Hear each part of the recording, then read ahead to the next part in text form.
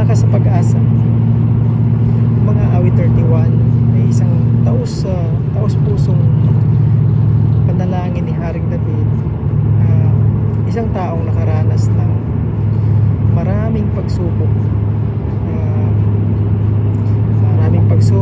at hamon sa buong buhay niya.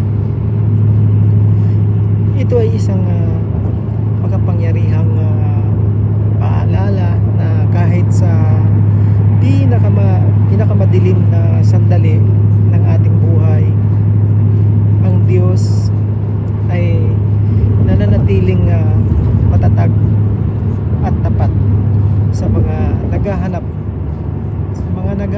sa Kanya. Kaya magtiwala lang tayo, mga kapatid ko sa pananampalataya. Ang mga awit 31 verse 21 to 22, para siyang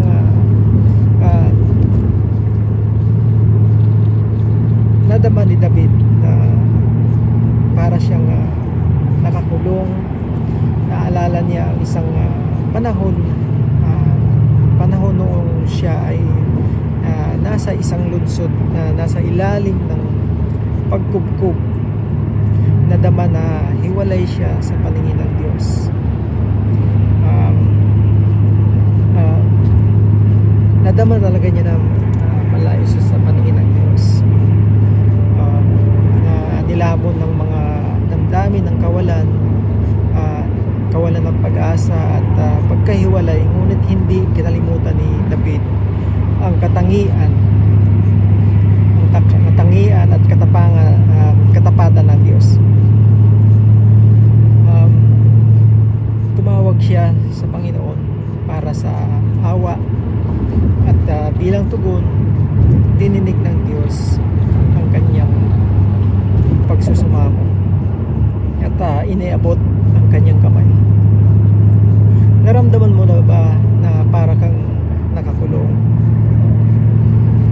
Anyway, bilang isang tao, hindi natin maiwasan yung karamdaman.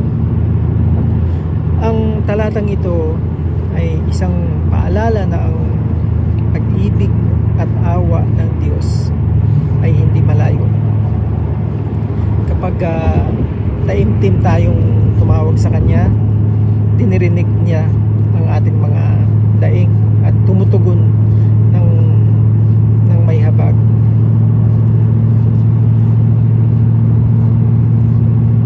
Magpakatatag kayo at lakasan ang loob. Kayong kay Yahweh nagtitiwala ang lubos. Muli, yan ang sinasabi ng mga awit 31. Ang talatang ito ay isang sigaw, paanyaya na iangkla ang ating mga kaluluwa sa pag-asa na nagmumula sa ating kaugnayan sa Diyos. Ngunit may dalawang bagay na dapat nating tandaan tungkol sa pag-asa sa Panginoon.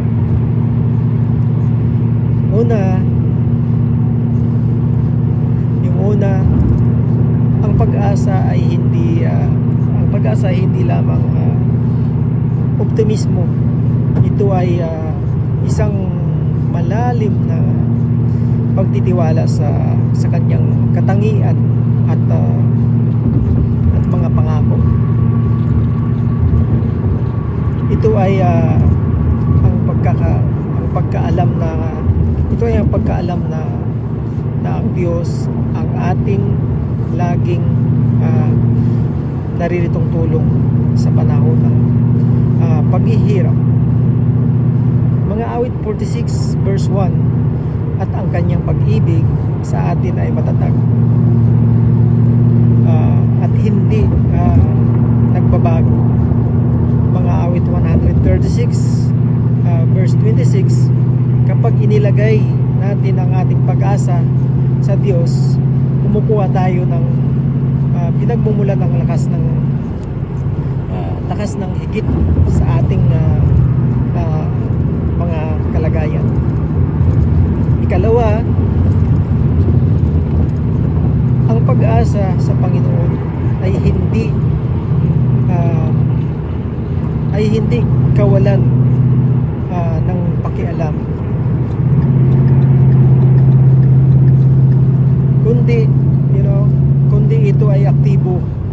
Binibigyan tayo nito ng kapangyarihan, kapangyarihan na harapin ang mga hamon ng direkta, batid na hindi tayo nag-iisa sa ating mga pakikibaka.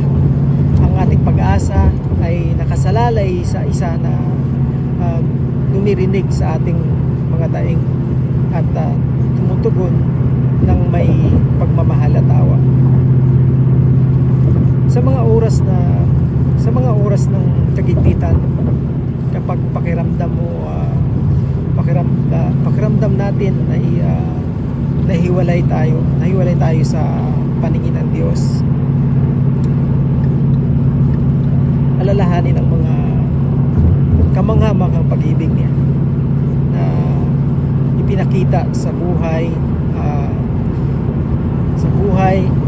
kamatayan at pagkabuhay na maguli ni Jesucristo. Sa Kanya makikita mo ang sukdulang pagpapahayag ng walang pagkukulang na pag-ibig ng Diyos para sa atin. Yan lang mga kapatid ko sa pananampalataya.